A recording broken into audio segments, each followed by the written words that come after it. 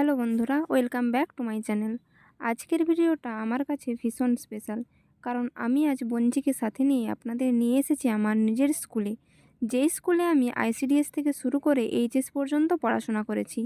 আজ এই স্কুলেই হচ্ছে আঞ্চলিক ক্রীড়া প্রতিযোগিতা, যেখানে প্রায় 33টা স্কুল একসাথে অংশগ্রহণ করেছে। স্কুলে ঢোকার শুরুটাই আজ খুব সুন্দর ছিল। আমরা ঢুকেছি বাইপাসের গেট দিয়ে, আর ঢুকতেই প্রথমে চোখে পড়েই কালী মন্দিরটা। মন্দিরটার সামনে দিয়ে যেতে যেতে মনটা এমনিতেই শান্ত হয়ে গেল। ছোটোবেলা থেকে এই পথটা কতবার হেঁটেছি, আজ আবার নতুন করে অনুভব করলাম। ভেতরে ঢুকেই গ্রাউন্ডের মাঝখানে চোখে পড়ল 50 বছরেরও বেশি পুরনো একটা সিরিজ গাছ। তবে এই পথে এখনও খুব ভালোভাবে বাড়ি তৈরির কাজ চলছে। আসার পর থেকেই লক্ষ্য করছি স্কুল চত্বরে একটা আলাদা উৎসবের আমেজ। ছোট বড় সবাই খুব উচ্ছ্বসিত। খেলার দিনের সূচনাটা খুব সুন্দরভাবেই শুরু হলো। এখনও কিছু কিছু স্কুলের ছাত্রছাত্রীরা স্কুলে প্রবেশ করছে। খেলার আগে সব প্রতিযোগীদের দেয়া হয় টিফিন। টিফিনে ছিল একটা সেদ্ধ ডিম, পাউরুটি, একটা বুটের নাড়ু। ছোটদের মুখে হাসি দেখে বোঝা যাচ্ছিল এই সামান্য জিনিসও তাদের কাছে কতটা আনন্দের। খেলার দিনের সূচনাটা হয় একটা সুন্দর পদযাত্রার মাধ্যমে। সব স্কুলের ছাত্রছাত্রীরা নিজেদের স্কুলের নাম লেখা প্ল্যাকার্ড নিয়ে শৃঙ্খলাবদ্ধভাবে হাঁটছিল। দৃশ্যটা দেখেই মনে হচ্ছিল খেলাধুলা শুধু প্রতিযোগিতা নয়, এটা শৃঙ্খলা, ঐক্য আর আনন্দের উৎসব। ওদের মাঝেই যেন আমার ফেলে আসা প্রতিচ্ছবিকে বারবার আমি দেখতে পাচ্ছিলাম। আমিও এই দিনগুলো ঠিক এভাবেই এই স্কুলের মাঠে দাঁড়িয়েই কাটিয়ে গিয়েছি। বারবার এক অপূর্ণ ইচ্ছা যেন মনকে নাড়া দিচ্ছিল। ভাবলাম যদি সত্যিই আবার সেই শৈশবে ফিরে যাওয়া যেত। জানি সেটা কখনোই সম্ভব নয়, তাই আমি এটা ক্যামেরাবন্দি করে নিজের শৈশবের সাথে মেলাতে থাকলাম। বসে বসে ভাবছিলাম যে কতগুলো দিন আমি ঠিক এভাবেই পেরিয়ে এসেছি। সেই দিনগুলো হয়তো আমার কাছে ততটা গুরুত্বপূর্ণ ছিল না যতটা আজকে। আমাদের স্কুলের ভেতর আছে স্কুল প্রতিষ্ঠাতার মূর্তি, তার পাশাপাশি আছে মহাপুরুষদের মূর্তি, রবীন্দ্রনাথ ঠাকুর, বিদ্যাসাগর। এই মূর্তিদের সামনে দাঁড়ালেই নিজের অজান্তেই মাথাটা নুয়ে আসে। এখানে আছে একটা শহীদ বেদি। ক্রীড়া প্রতিযোগিতা শুরু হওয়ার আগে এখানেই হবে পতাকা উত্তোলন, তার জন্য একদম প্রস্তুতি পর্ব শেষ। পদযাত্রার এই অংশটা আমি ইচ্ছে করেই একটু লম্বা রাখছি, কারণ এই মুহূর্তগুলো সত্যিই খুব সুন্দর আর মনে রাখার মতো। চারিদিকে তখন শুধু ছাত্রছাত্রী নয়, শিক্ষক শিক্ষিকা, অভিভাবক আর সাধারণ মানুষ সবাই দাঁড়িয়ে এই পদযাত্রা দেখছিল। সব স্কুলের বাচ্চারা নিজেদের স্কুলের নাম লেখা প্ল্যাকার্ড হাতে পরিপাটি হয়ে একদম শৃঙ্খলাবদ্ধভাবে হাঁটছিল। কেউ হাসছে, কেউ একটু নার্ভাস, আবার কেউ একটু কনফিডেন্ট। এই ছোট ছোট এক্সপ্রেশনগুলোই পুরো যাত্রাটাকে জীবন্ত করে তুলেছিল। ঠিক এই ব্যস্ততার মাঝেই ঘটল আমার কাছে একটা ভীষণ আবেগের মুহূর্ত। পদযাত্রার ভিড়ের মধ্যেও আমাদের স্কুলের প্রধান শিক্ষক আমাকে চিনতে পেরে কথা বললেন। উনি যেভাবে ডাকলেন, কয়েকটা কথা জিজ্ঞেস করলেন, সেই কয়েক সেকেন্ডের কথোপকথন আমার কাছে আজকের দিনের সবচেয়ে বড় পাওয়া। এত বছর পরেও একজন শিক্ষক যদি নিজের ছাত্রছাত্রীকে মনে রাখেন, তাহলে বুঝতে পারা যায় এই সম্পর্কটা কতটা গভীর। পদযাত্রা চলাকালীনই আরেকটা খুব সুন্দর দৃশ্য চোখে পড়ল। আমার কয়েকজন বোন পদযাত্রায় অংশ নেওয়া ছাত্রছাত্রীদের ওপর ফুল ছড়াচ্ছিল। ফুলগুলো যখন বাতাসে ভেসে ছোট ছোট বাচ্চাদের মাথার ওপর পড়ছিল, ওদের মুখে যে হাসি, সেটা দেখার মতো ছিল। এই মুহূর্তে মনে হচ্ছিল এটা শুধু একটা ক্রীড়া প্রতিযোগিতা নয়, এটা একটা উৎসবের শোভাযাত্রা। ড্রাম, তালি, চারিদিকের কোলাহল আর বাচ্চাদের উচ্ছ্বাস সব মিলিয়ে পদযাত্রার এই অংশটা আজকের দিনের প্রাণ ছিল। এই দীর্ঘ পদযাত্রার শেষে সবাই যখন মাঠে ঢুকলো, মনে হচ্ছিল এত সুন্দর একটা দিন শুরু হলে দিনটা ভালো হবেই। পদযাত্রা শেষ হওয়ার পরই গোটা মাঠটা কোলাহলে ভরে গেল। কত অচেনা নতুন নতুন ছাত্রছাত্রীরা তাদের নতুন বন্ধু তৈরি করতে যেন ব্যস্ত হয়ে পড়ল। কেউ কাউকে চেনে না, জানে না, তবুও যেন কত দিনের সম্পর্ক। এমনভাবে সবাই সবার সাথে হাসাহাসি করছে, হাত ধরে ঘুরছে, খেলছে, যেন মনটা ভরে যায়। কিছুক্ষণের মধ্যেই পুরো মাঠটা ধীরে ধীরে নীরব হয়ে গেল। সবাই নিজের নিজের জায়গায় দাঁড়িয়ে পড়ল, ছাত্রছাত্রী, স্যার, ম্যাডাম, অতিথিরা আর অভিভাবকরা।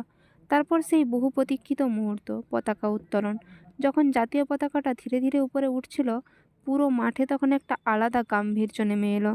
সবাই সম্মানের সাথে সোজা হয়ে দাঁড়িয়ে, কেউ স্যালুট দিল, কেউ আবার চুপচাপ পতাকার দিকে তাকিয়ে রইল। সেই মুহূর্তেই আমার নিজের স্কুল জীবনের অনেক স্মৃতি চোখের সামনে ভেসে উঠছিল। পতাকা পুরো উপরে উঠতেই চারিদিক থেকে ভেসে এলো তালি আর সম্মানের আওয়াজ। মাল্যদান হলো স্কুল প্রতিষ্ঠাতার গলায়।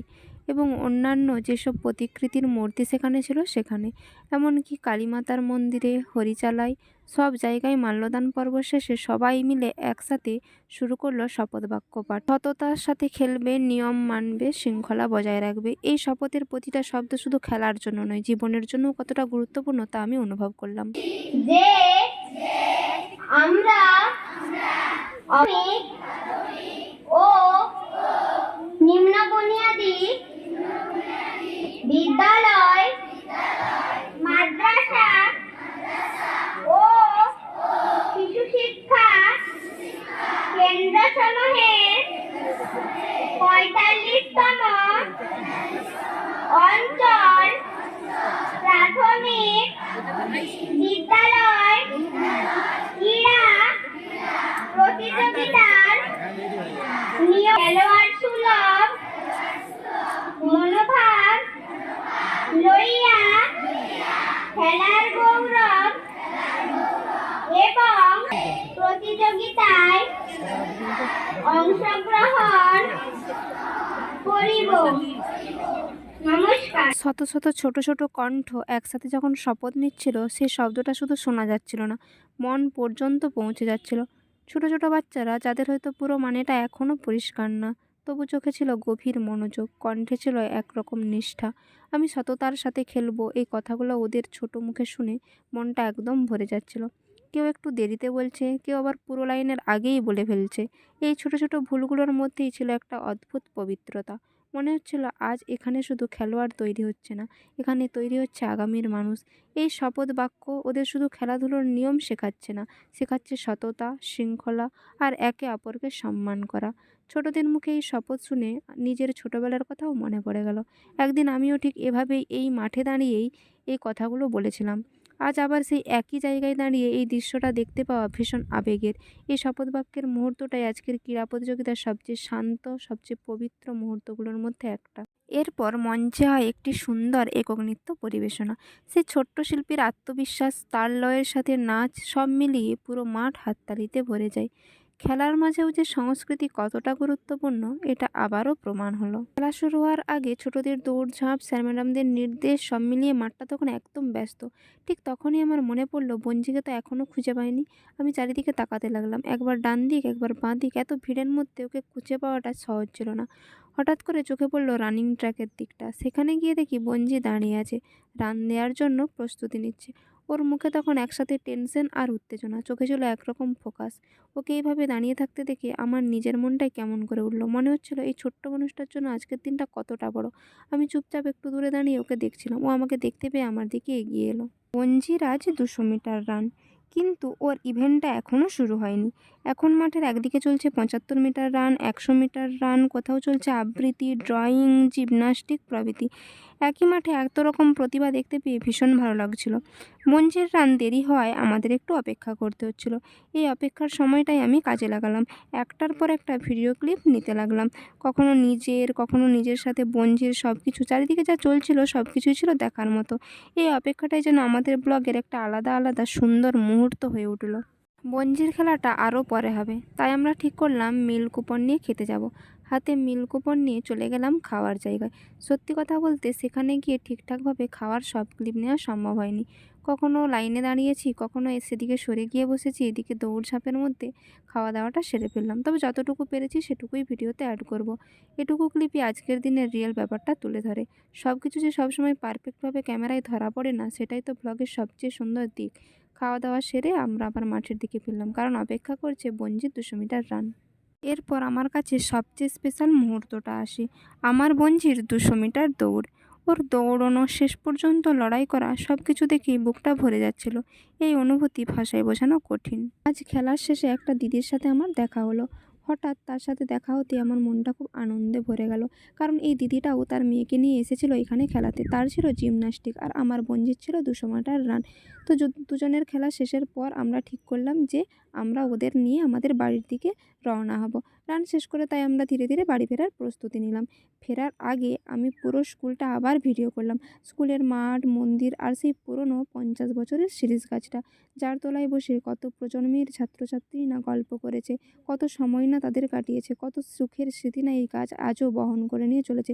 সব কিছু আমার ক্যামেরায় আমি বন্দি করলাম। এই মুহূর্তগুলোতে মনে হচ্ছিল আজকের দিনটা শুধু খেলা নয়, পুরো স্কুল জীবনকে মনে করিয়ে দেওয়ার একটা সুন্দর সুযোগ। এইভাবে আমরা ধীরে ধীরে স্কুল ছেড়ে বাড়ির পথে রওনা হলাম, মনে রেখে আজকের প্রতিটা স্মৃতি, আজকের প্রতিটা আবেগ। এটা ছিল আমার স্কুল আঞ্চলিক ক্রীড়া প্রতিযোগিতার একটা দিন, সত্যিই মনে পড়বে। জীবনের সবচেয়ে সুন্দর মুহূর্তগুলোর মধ্যে এটাও একটা। চির অবিস্মরণীয় থাকবে আমার এই ব্লগের মাধ্যমে। স্কুল থেকে আমাদের বাড়ি প্রায় 5 মিনিটের দূরত্বে, আর সাথে ছিল সেই দিদিটা, আর ওর মামার বাড়িও ছিল আমাদের বাড়ির কাছেই, তাই আমরা সবাই একসাথেই বাড়ি ফিরছিলাম। রাস্তার ধারে হালকা বাতাস, পথে চলতে চলতে সবাই একটু ক্লান্ত, কিন্তু মনটা ভীষণ খুশিতে ভরা। বঞ্চি কথা বলছিল, দিদিও হাসছিল। এবারও চারপাশটা যেন আরও আনন্দময় হয়ে উঠছিল। আমি ক্যামেরা ধরে ধীরে ধীরে রাস্তার দৃশ্যগুলো ক্যাপচার করছিলাম, পথের গাছ, শিশুদের খেলাধুলা আর ছোট্ট ছোট্ট মুহূর্তগুলো, যা আমার আজকের দিনের স্মৃতি হয়ে থাকবে। পথে হাঁটতে হাঁটতে মনে হচ্ছিল আজকের দিনটা শুধু ক্রীড়া প্রতিযোগিতার নয়, একটা স্মৃতির দিন, যা বারবার মনে পড়বে। দিদি, বঞ্চি আর আমি একসাথে হাঁটছিলাম। মনে হচ্ছিল এই ছোট্ট যাত্রাতে স্মৃতিগুলো কত সুন্দরভাবে জমে যাচ্ছে। শেষমেশ আমরা পৌঁছালাম বাড়ি। দিদিকে তার মামার বাড়িতে পৌঁছে দিয়ে আমরা আমাদের বাড়িতে ঢুকলাম। আজকের পুরো দিনটাই মনে মনে পুনরায় ভেসে উঠছিল। পদযাত্রা, শপথ, খেলাধুলা, ফুল ছড়ানো, রান, সব কিছুই আজকের স্মৃতিতে আজীবনের মতো রাখতো। এই মুহূর্ত ক্যামেরা বন্ধ করে আমরা শুধু মন খুলে আজকের দিনটা অনুভব করলাম। বন্ধুরা, এই হলো আমাদের স্কুলের আঞ্চলিক ক্রীড়া প্রতিযোগিতার দিন। আর ভিডিওটা যদি ভালো লাগে তবে অবশ্যই কিন্তু কমেন্ট, শেয়ার আর সাবস্ক্রাইব করে দিতে ভুলবেন না। সবাই পাশে থাকবেন, ভালো থাকবেন। আজকের জন্য এটুকুই, টাটা।